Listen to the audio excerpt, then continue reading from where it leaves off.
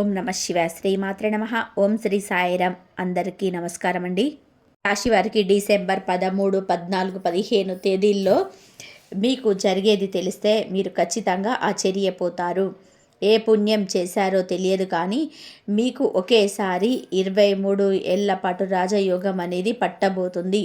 మీరు ఈ చిన్న మార్పు కనుక మీలో చేసుకున్నట్లయితే మీరు కోట్లకు పడగలెత్తడం ఖాయం.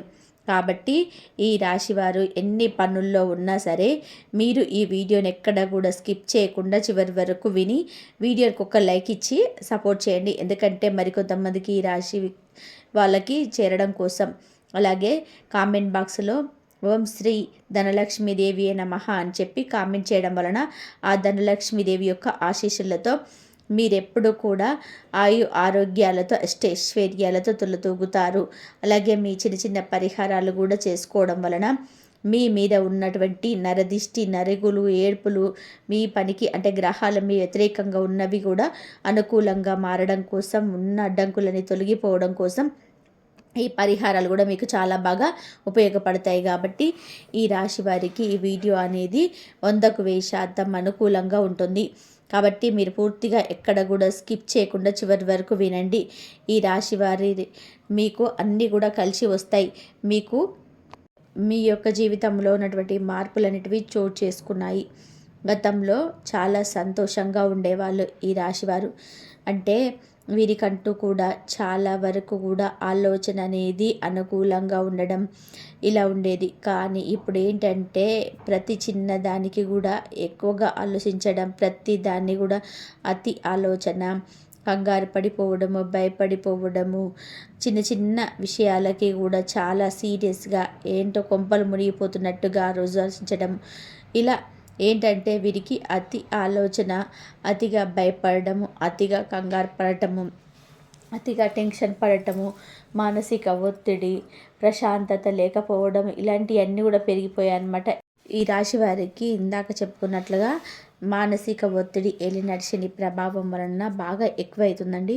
దాని వలన వీరికి ఏంటంటే అది ఆరోగ్యం మీద ఎఫెక్ట్ అనేది చూపిస్తుందన్నమాట. వీరికి తరచుగా తలనొప్పి రావడము, గ్యాస్ట్రిక్ ప్రాబ్లమ్స్ రావడము, ఏ పని కూడా చెయ్యాలనిపించకపోవడము, లేనిపోని అనారోగ్య సమస్యలు వచ్చి పడడము, మనశ్శాంతి అనేది కరువైపోయింది. ఏ పని చేస్తున్నా కానీ అందులో ఆశించినంత ఫలితం కూడా దక్కడం లేదు. కుటుంబంలో అనుకోని కలహాలన్నిటివి ఇప్పుడు కూడా ఇబ్బంది పెడుతూనే ఉన్నాయి. ఇలా ఈ రాశి వారు అనుభవిస్తున్నటువంటి సమస్యలు చాలా ఎక్కువయ్యాయి అన్నమాట. మనం చెప్పుకోవచ్చు అనమాట. కాబట్టి వీటి నుంచి బయటపడడానికి మీరు కొన్ని పరిహారాలన్నిటివి చేసుకోండి. వీటి చేసుకుంటే మాత్రం ఆ యొక్క సమస్యల నుంచి చాలా వరకు కూడా తేలికగా బయటపడేసే పరిహారాలు అన్నమాట ఇవి.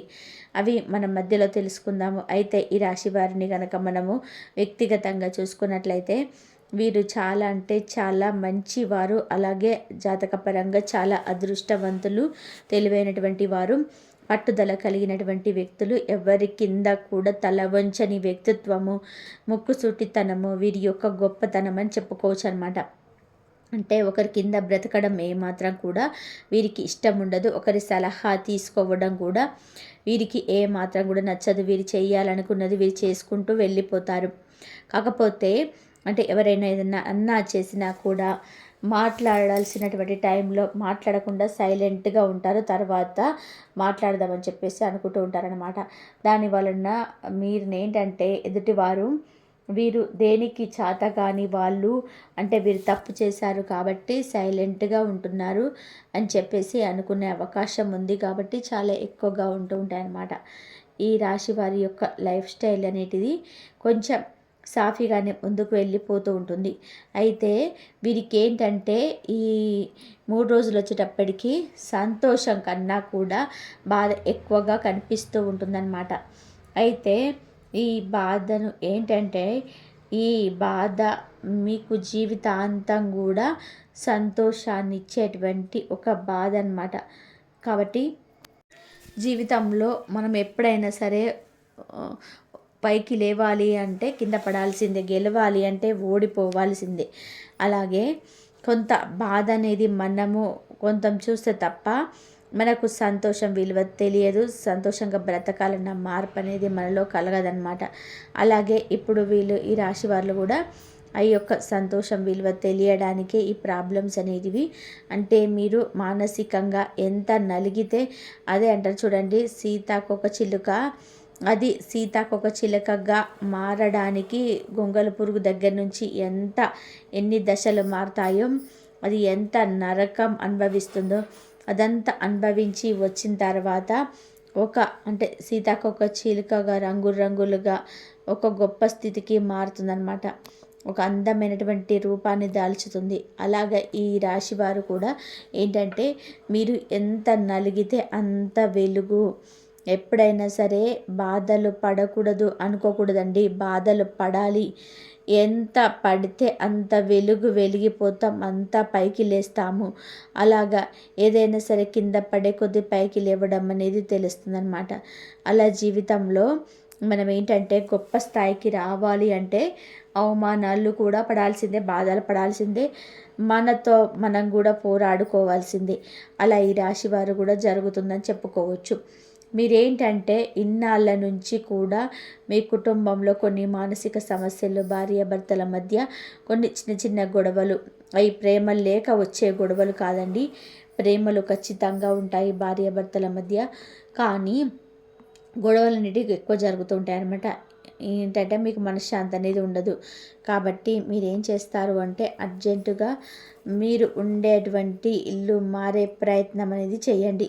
మనకు కొత్త సంవత్సరం వస్తుంది కదా, ఈ కొత్త సంవత్సరంలోనైనా సరే మీ కొత్త ఇంట్లోకి వెళ్ళే అవకాశం ఏదైనా ఉంటే ప్రయత్నించండి.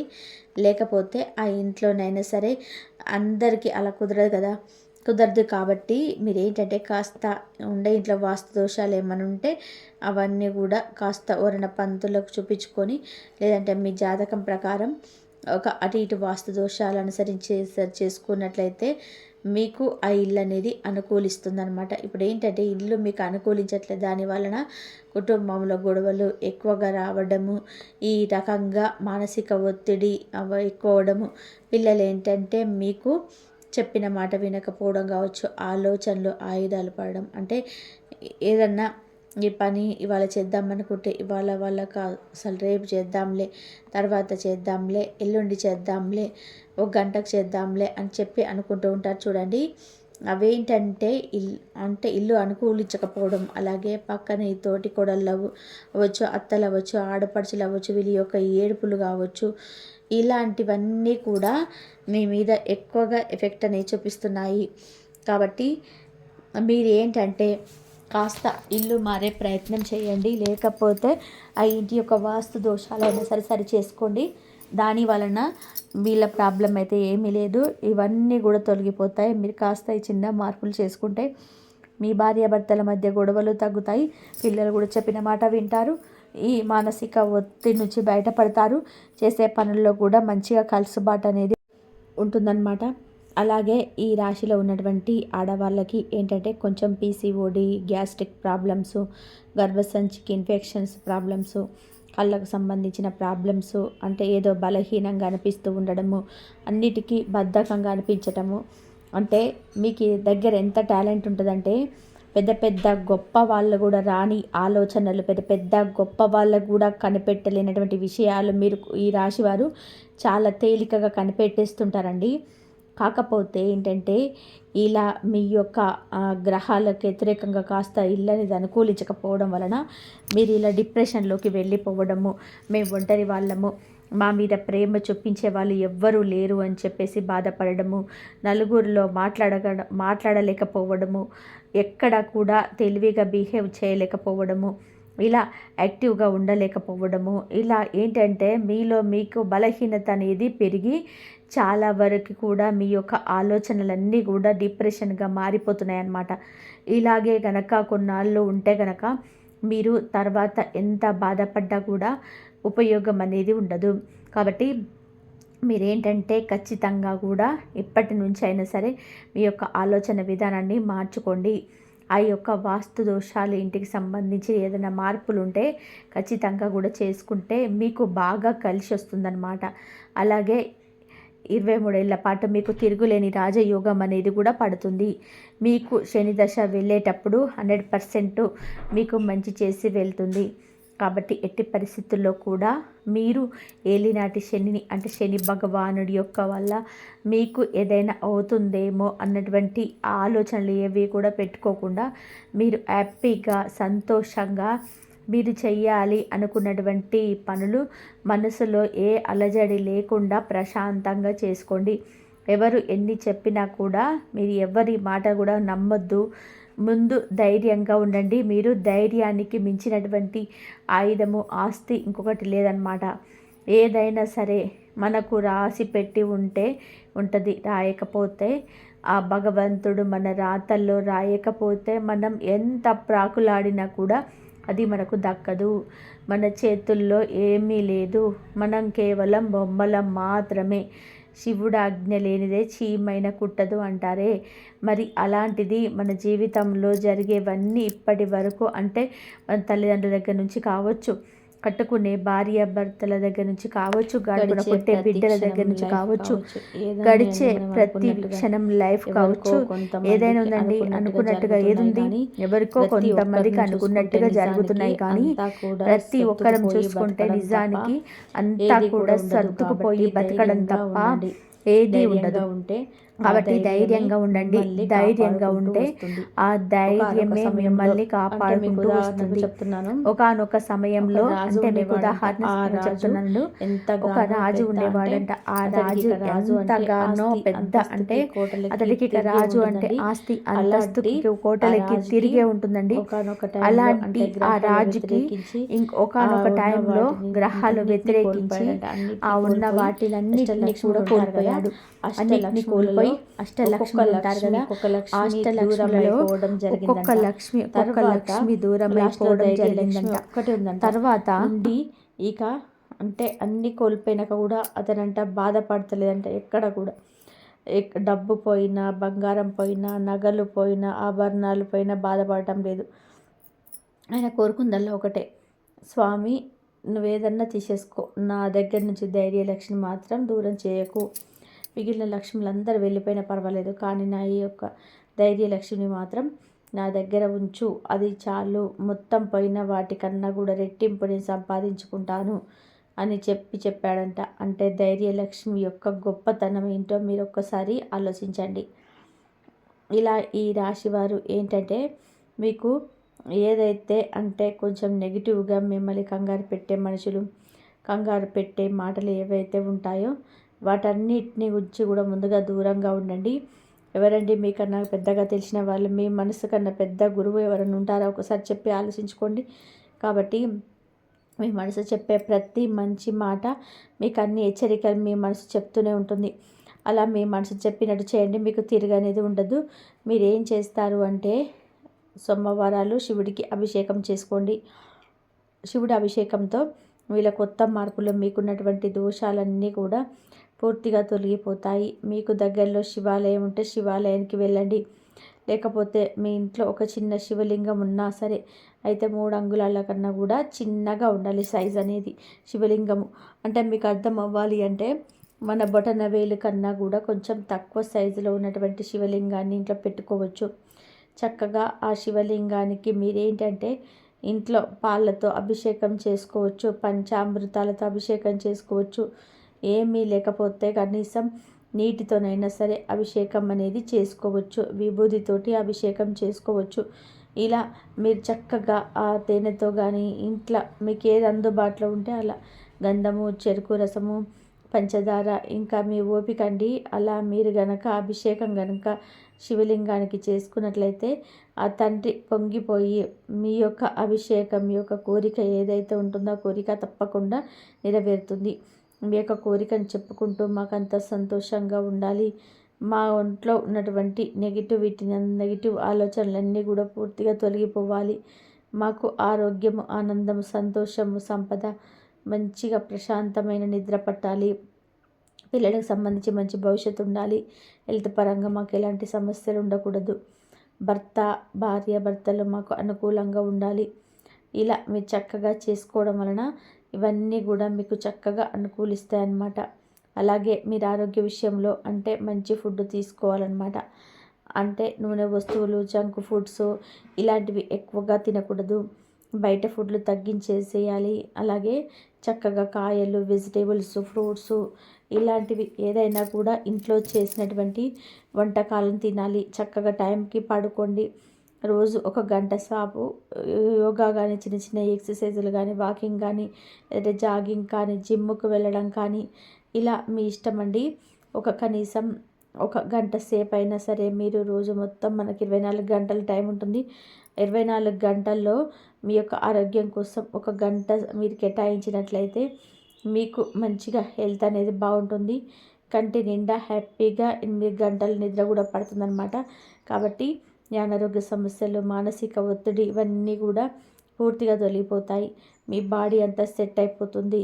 అలాగే శని భగవానుడి యొక్క మీకు వారి యొక్క దాన ధర్మాలు చేసుకునేవన్నీ కూడా మీకు శక్తి తగ్గట్టుగా చక్కగా ఎదుటివారికి ఒక 100 రూపాయలు, ఒక 10 రూపాయలైనా సరే మీరు సంపాదించిన దాంట్లో పేదవాళ్ళకి దానం చేయడం వలన మీ జాతకంలో ఉన్నటువంటి శని దోషాలు తొలగిపోతాయి.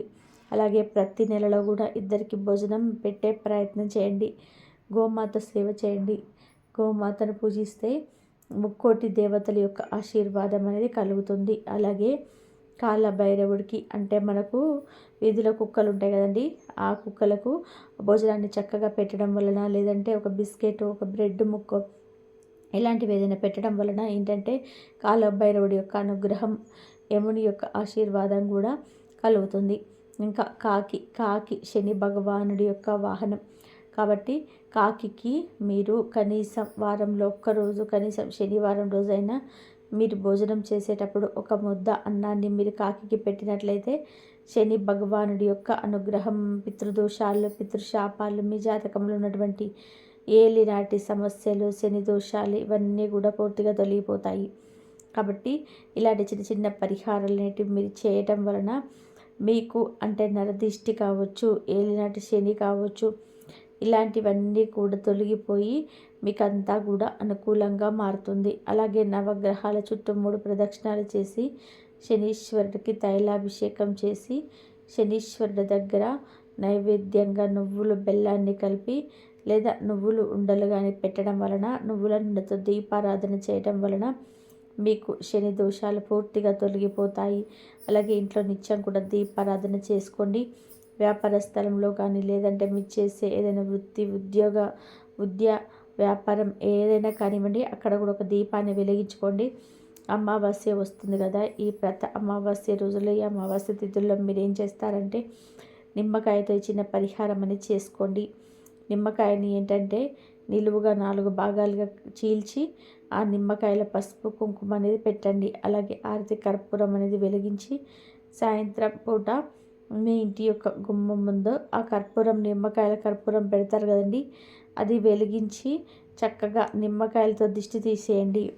ఇలా అమావాస్య రోజు సాయంత్రం పూట చేస్తే నరదిష్టి మొత్తం కూడా పూర్తిగా తొలగిపోతుంది. ఇలా అమావాస్య తిథుల్లో కానివ్వండి, లేకపోతే ఆదివారంలో కానివ్వండి, లేదా రోజు మార్చి రోజైనా ఆరతితోటి ఇంట్లో నిమ్మకాయ దిష్టి తీసేసుకోవడం, ఎడమ చేతితో పట్టుకొని కుడి నుంచి ఎడమ నుంచి 3 సార్లు తిప్పేసి దాని తర్వాత ఆరతి బిళ్ళను అక్కడ నిమ్మకాయను ఎవరు తొక్కని చోట పారనీళ్ళలో పడేసేయండి. నరదిష్టి అంతా పూర్తిగా తొలగిపోయి మీకు ఎలాంటి శని దోషాలు కూడా పూర్తిగా తొలగిపోయి మీ ఎప్పుడు ఎఫెక్ట్ అనేది చూపించకుండా ఉంటుందన్నమాట. భగవంతుడి మీద ఎప్పుడు కూడా అపనమ్మకంగా ఉండకూడదు. ఎప్పుడైనా కానీ మీరు మీ ఇష్టదైవం ఎవరైనా పర్వాలేదండి, చక్కగా పూజ అనేది చేసుకోండి. ఇంట్లో ఆ భగవంతుడి నామస్మరణ మనసులో కూడా చేసుకుంటూ ఉండండి. ఏదైనా పని మొదలు పెట్టుకునేటప్పుడు చక్కగా భగవంతుని తలుచుకోండి. విష్ణు సహస్రనామాలు చదువుకోండి. లక్ష్మీ అష్టోత్తరాల నామాలు అనేది చదువుకోండి. అలాగే శుక్రవారం పూట మీరు మర్చిపోకుండా సంధ్యా సమయంలో అమ్మవారికి ఇష్టమైనటువంటి పాలు బెల్లంతో కలిసి చేసినటువంటి పాయసాన్ని కానివ్వండి, లేదా ఒక చిన్న బెల్లం ముక్క కానీ పెట్టుకొని ప్రతి శుక్రవారం కూడా సంధ్యా దీపం అనేది పెట్టుకోండి. ఇంటికి ఖచ్చితంగా బూడిద గుమ్మడికాయతో దిష్టి తీసేసుకోవాలి. బూడిద గుమ్మడికాయతో దిష్టి తీసేసుకుంటే నరదిష్టి మీకు చాలా ఎక్కువగా ఉంటుంది కాబట్టి ఆ నరదిష్టి అనేది పూర్తిగా తొలగిపోతుంది. అలాగే ఎర్ర నీళ్ళు కూడా తీసేసుకోండి. ఎర్ర నీళ్ళు అంటే మీరు ఏం చేస్తారంటే ఒక ప్లేట్లోని నీటిని తీసుకొని అందులో పసుపు పోసి ఒక చిటికెడు పసుపు, అలాగే ఒక చిటికెడు సర్పు వేసితే అవి ఎర్రగా మారుతాయి అన్నమాట. ఆ ఎర్ర నీళ్ళలో మీకు కొంచెం కర్పూర బిళ్ళ మధ్యలో పువ్వు కర్పూర బిళ్ళం పెట్టేసి వెలిగించి దాన్ని కూడా మీ ఇంటి గుమ్మం ఎదురుగా నిల్చొని ఆదివారాలు కావచ్చు, శనివారాలు కావచ్చు దిష్టి తీసేసుకొని అలా ఎవరు తొక్కని చోట పూసేసిస్తే అవన్నీ కూడా పూర్తిగా తొలగిపోతాయి.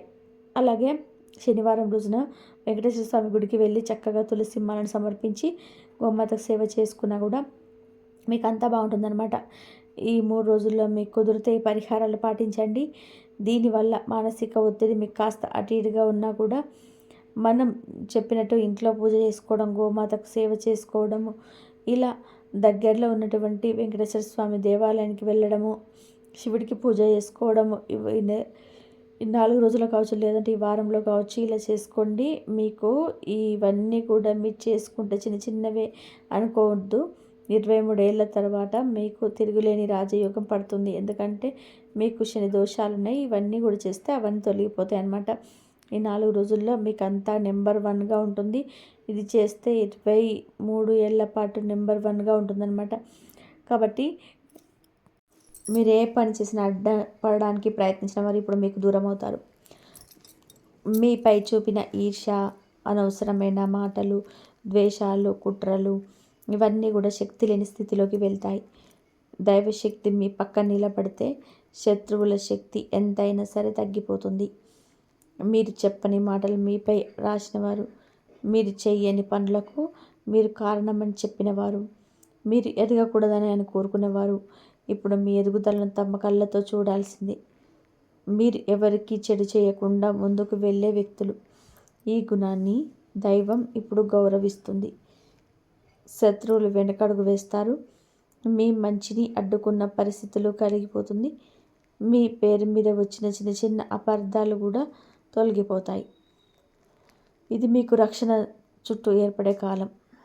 మీపై ఏ నెగిటివ్ శక్తి కూడా పనిచేయదు. మీ మాటకు బలం పెరుగుతుంది. ఆధ్యాత్మిక శక్తులు మీ వెంటే ఉండడం. ఈ రాశి వారి మీద ఇటీవలి కాలంలో వచ్చిన ఆధ్యాత్మిక ప్రభావం సాధారణం కాదు. మీ ఇంట్లో కనిపించిన శాంతి, మీ మనసులో వచ్చిన ఆలోచనలు, నెమ్మదిగా తగ్గిపోతున్న భయాలు ఇవన్నీ మీపై దైవానుగ్రహం పెరుగుతున్న సంకేతాలు. మీరు గతంలో అనుభవించిన బాధలు, అన్యాయం, మోసాలు ఇవన్నీ ఉన్నప్పటికీ మీ హృదయం చెడు మారలేదు. మీ మంచితనాన్ని దైవం గుర్తించింది. ఇప్పుడున్న ఈ సమయం ఎంతో పవిత్రమైనది. మీరు ఏ పని ప్రారంభించినా దైవశక్తి మీకు అండగా ఉంటుంది. మీ మనసులో వచ్చే ఆత్మవిశ్వాసం, మీలో నిండే ధైర్యం ఇవన్నీ కూడా వెంట నడుస్తున్న ఆధ్యాత్మిక శక్తుల ప్రభావం. మీరు పూజ చేసినా చేయకపోయినా దేవుడిప్పుడు మీ పక్కనే నిలబడి ఉన్నట్టే.